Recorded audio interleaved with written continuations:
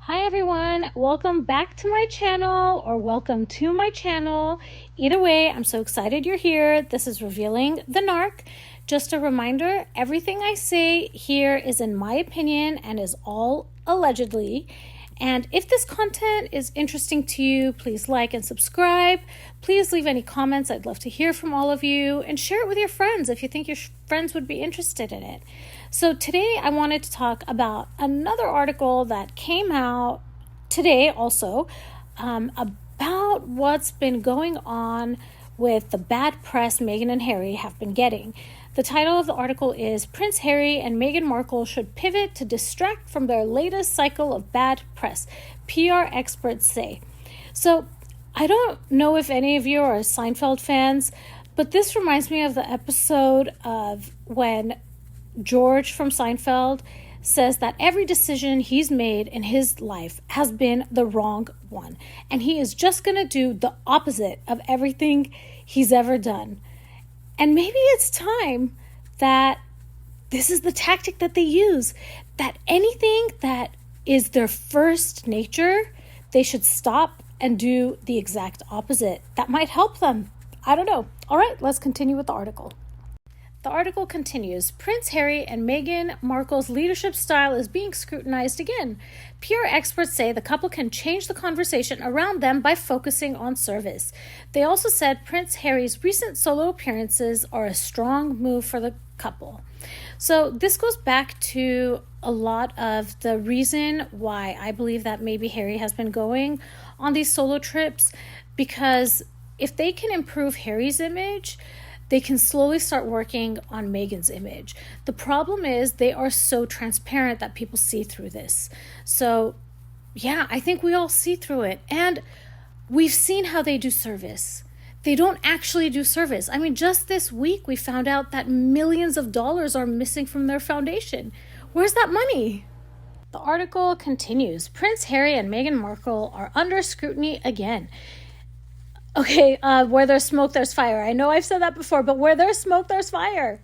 All right. In recent weeks, conflicting reports about Harry and Meghan's demeanor as bosses have been published by American outlets, reigniting a debate that raged in the British tabloids in 2021. Meghan and Harry have not commented publicly on the reports, which question their leadership skills and the workplace environments they create, but PR experts say the couple can change their narrative by leaning into philanthropic work.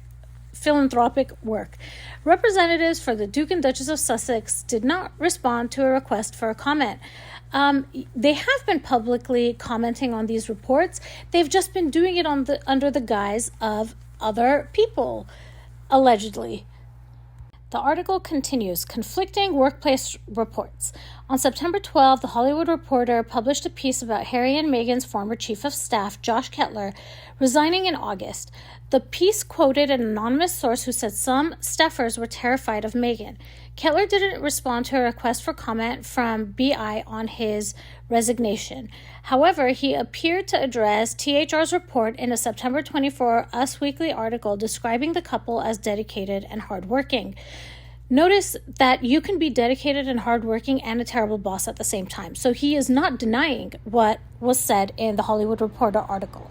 Okay, let's continue. The article featured several other quotes from former Sussex employees who spoke positively about their time with Meghan and Harry, including their former chief of staff, Catherine St. Laurent, and their former head of content, Ben Browning. So I'm going to put the video I made yesterday where these positive stories about Meghan and Harry actually reveal that there is a toxic work environment. The article continues, their global press secretary, Ashley Hansen, also praised her bosses to Us Weekly, recounting the couple's support when she had to undergo surgery. So it was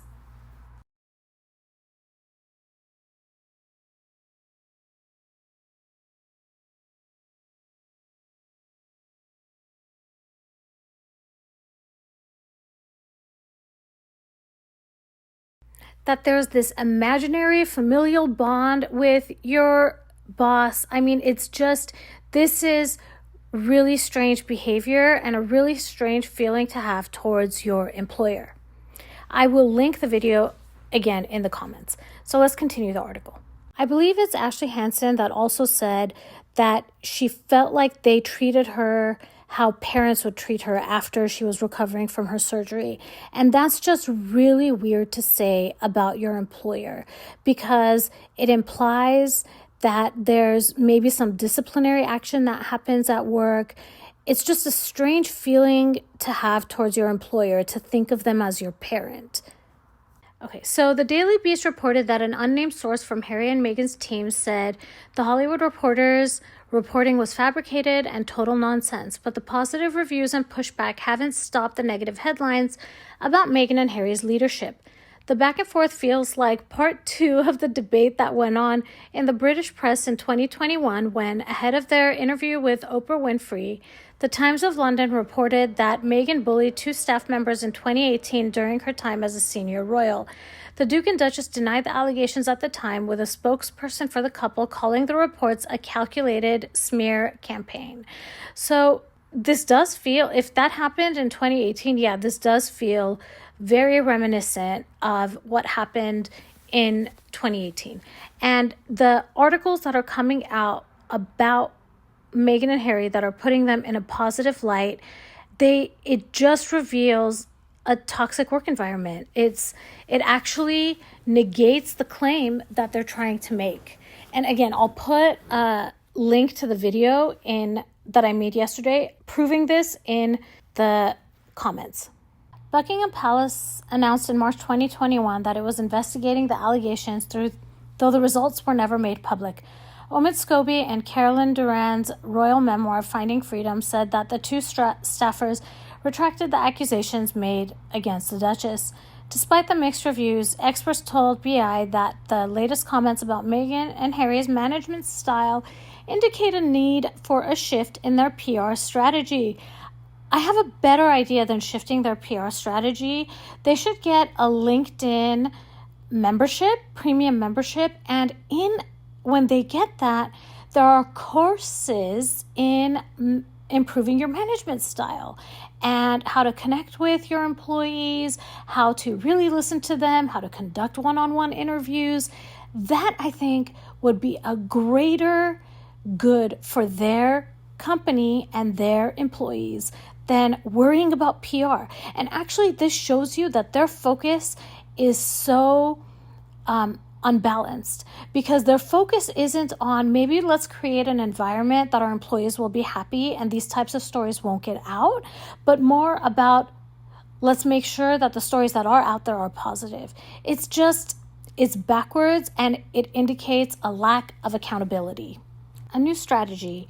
Evan Neerman, the CEO and founder of the global PR firm Red Banyan, told BI the recent reports are a sign the honeymoon period has long since passed for the Duke and Duchess of Sussex. Megan Balick, the vice president of Jive PR Plus Digital, also noted that because the couple's business ventures haven't been particularly successful, meaning they've been markled, and they've crossed paths with so many different people, they've made themselves more vulnerable to mixed opinions on their leadership. No, they haven't. The more people they've interacted with, these people realize quickly who they're dealing with, and they turn their backs on them because they don't want to be associated with, and I'm going to go out on a limb here and say that it's Meghan that they don't want to deal with. Also, this article is so long, and I'm finding that these pieces that are trying are a little bit biased in favor of Meghan really go on the long side. I don't know if they're hoping that people don't read it all the way through. It may be. But anyways, let's continue. Neerman and Balick said it would be best for Harry and Meghan to focus on philanthropic and service-oriented appearances in the coming months instead of glitzier ventures. Please tell me what glitzy ventures these 2 have been on. Oh my goodness. All right, so for instance, the Duke and Duchess of Sussex traveled to Colombia in August to speak at the Responsible Digital Futures Summit and Universidad Ian at the invitation of Vice President Francia Marquez. Okay, so according to this author, would this visit to Colombia be considered philanthropic or glitzy? Because if you really look at the footage, I would classify that as a glitzy event because of the number of outfit changes that Meghan Markle had And if you compare that to the actual number of events where she was serving people, I actually don't think they served anybody while they were there. They were being served, to be quite honest. The trip seemed authentic to Harry and Meghan's mission of championing international causes, leading to a slew of positive coverage. Balak said that Meghan in particular has a superpower in public service because of her ability to connect with women and girls around the globe. I disagree with everything that is written here. I did get a chance to kind of meet Meghan from afar when I was based in Cape Town, Balak said. I just remember being so impressed with how much she was really inspiring the young females. What does that mean, you kind of met her? That's a really odd statement. Okay, so if she was able to tap into that, whether she's doing public speaking initiatives at different universities around the world and focusing more on the nonprofit side, that's where she's able to move the needle and make a lasting impact, she added. This immediately reminds me of the time that Meghan Markle, I believe it was in either Fiji or New Zealand, where she did speak to a group of university students, but she lied. She lied the entire time. She talked about how she had to work her way through college and nobody helped her with it. And then her father provided receipts. So I am in disagreement with everything that is on that page also. Solo appearances from the prince can help. This is in direct conflict to the paragraph we just read.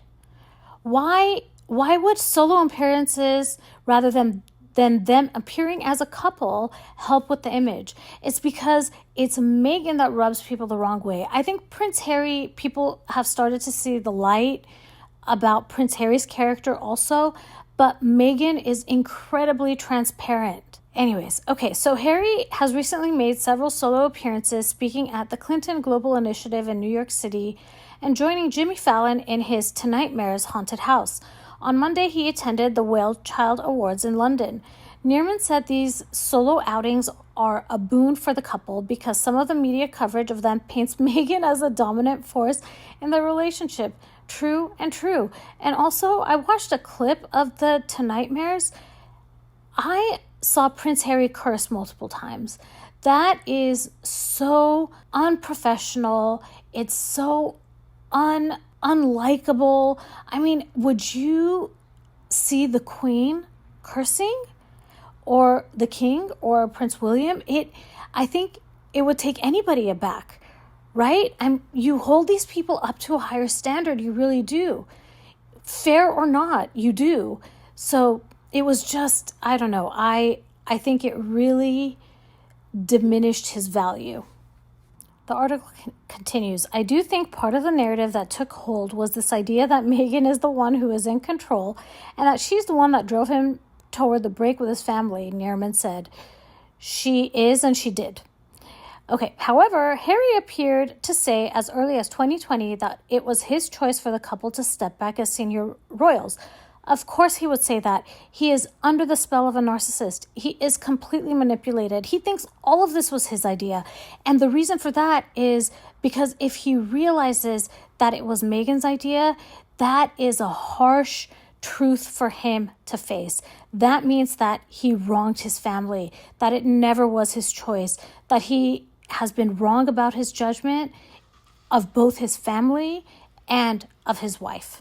Balak told BI that by attending some engagements alone, Harry could subtly remind the public he is an adult making his own decisions and ensure he and Meghan aren't overexposed as a unit. She added that Harry's individual appearances have only been a positive experience.